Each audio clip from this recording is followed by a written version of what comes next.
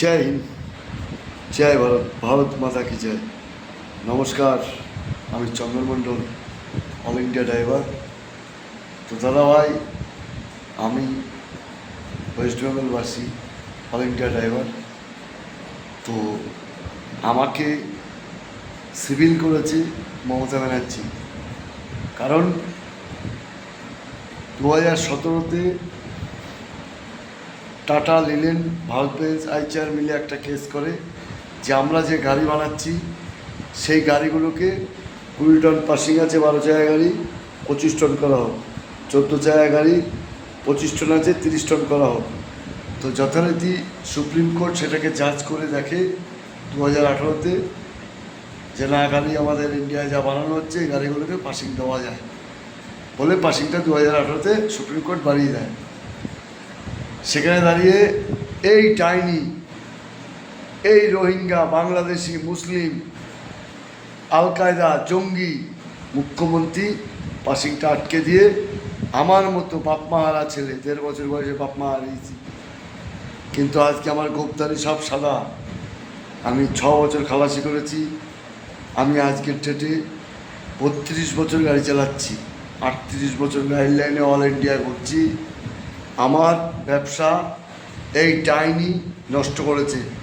আর ওর বেজম্মা, ওর সন্তান অভিষেক, ওর ছেলে কাকে দিয়ে জন্ম দিয়েছে জানি না। আমার বাবা হরিনারায়ণ মণ্ডল আমাকে জন্ম দিয়েছে। আমার বাবার নাম হচ্ছে মহারাজ মণ্ডল।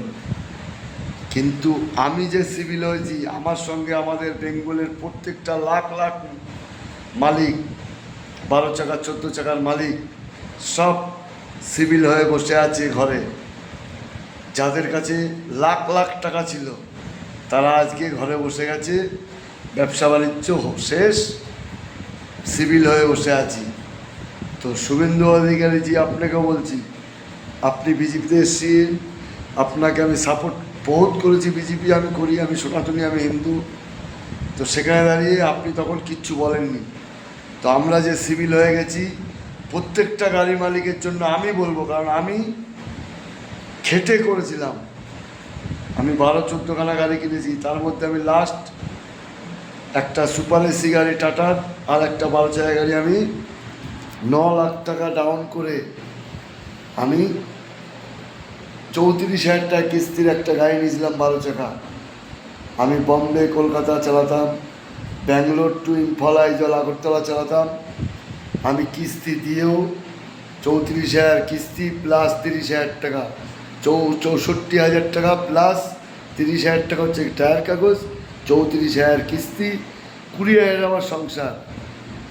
তাহলে 84,000 টাকা মাসে আমি 1,20,000-25,000 টাকা কামাতাম নিজে গাড়ি চালিয়ে, আমার নো হেল্পার, নো কিছু। সেখানে দাঁড়িয়ে আমি আজকে সিভিল। আমাদের বেঙ্গলের লাখ লাখ মালিক সিভিল হয়ে বসে আছে ঘরে। তো আমি শুভেন্দু অধিকারীজি আপনাকে বলছি, আপনি মুখ্যমন্ত্রী হবেন কিনা আমি জানি না, কিন্তু আপনাকে দায়িত্ব নিয়ে আমাদেরকে এই সিভিলটা তুলতে হবে। কী প্রসেসে তুলবেন আমি জানি না, কিন্তু আমাদের তুলতে হবে, কারণ তখন আপনি দায়ী, পরিবহন মন্ত্রী ছিলেন। এইটা আপনাকে করতে হবে, কারণ আমি ঘুরে ব্যবসা করতে চাই। আমি উড়িষ্যায় গাড়ি চালাচ্ছি, আমি এখনও গাড়ি কিনতে পারি, কিন্তু আমার কাছে সিভিল হয়ে আছে বলে আমি লোন পাবো না। তো প্রত্যেকটা আমাদের গাড়ির ধারাবাহিকে যারা সিভিল হয়ে বসে আছে, লাখ লাখ মালিক, তাদেরকে ঘুরে দাঁড়ানোর জন্য আপনাকে এর জন্য লড়তে হবে, কারণ আপনি তখন পরিবহন মন্ত্রী ছিলেন। আজকে আমরা জয়যুক্ত হয়েছি, সনাতনী আমরা ভাই ভাই। আমি গাড়ির লাইনের কিং। চন্দন মণ্ডল যে চিনে অল ইন্ডিয়ায়, সে জানে চন্দন মণ্ডল গাড়ির লাইনের কিং। 12 বছর বয়সে এসেছি আমি, ছোটোবেলার থেকে গাড়ির লাইনে। আমি অল ইন্ডিয়া আমার এই হাতের তালুতে। আজকের ডেটেও আমি গুগল চালাতে পারি না, কিন্তু আমার এই হাতের তালুতে আমার অল ইন্ডিয়ার ম্যাপ, কোথা থেকে কত কিলোমিটার, সেখানে দাঁড়িয়ে আমি ফেল হয়ে গেছি। এর জন্য দায়ী মমতা ব্যানার্জি, ডাইনি, আর ওর পেজম্মা, মানে ও কাকে দিয়ে জন্ম দিয়ে নিয়ে এসেছিলো অভিষেককে, ওর বাপ চিনি না। ও আমার দেশের স্বরাষ্ট্রমন্ত্রী, দেশের প্রধানমন্ত্রীকে কি বলেছে যে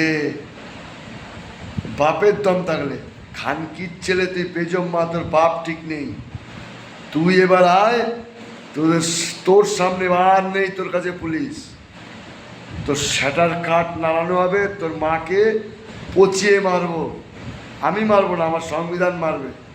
আর অভিষেককে বলি দেবো 50 কোটি টাকা দিয়ে ঘর, চায়ের দোকানে গ্লাস মাজার অকাত নেই খানকির ছেলে।